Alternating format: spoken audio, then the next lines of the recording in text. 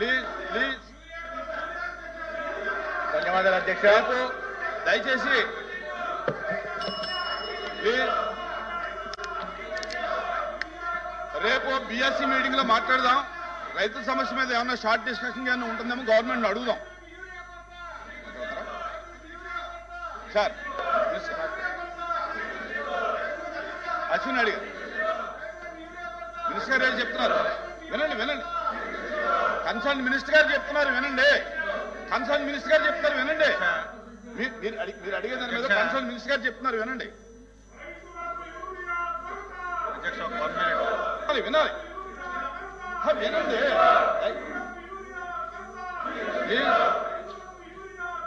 అరే వినండి.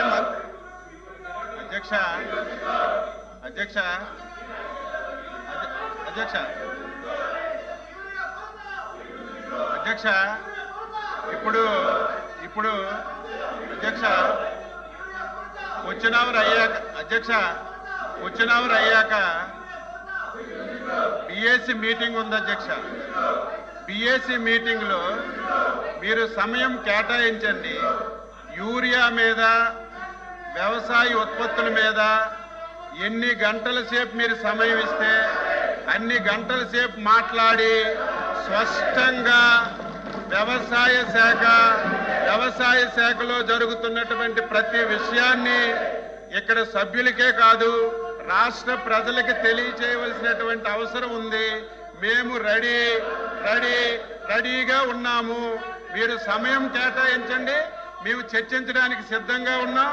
యూరియా మీద వ్యవసాయ ఉత్పత్తుల మీద స్పష్టంగా సమాధానం చెప్పడానికి ఈ ప్రభుత్వం సిద్ధంగా ఉందని మీకు తెలియజేస్తున్నాను అధ్యక్ష. రేపు బీఎస్సీ మీటింగ్ లో దీని మీద చర్చించి నిర్ణయం తీసుకుందాం అంటున్నారు మంత్రి గారు. ప్లీజ్ సత్యకుమార్ యాదవ్ గారు.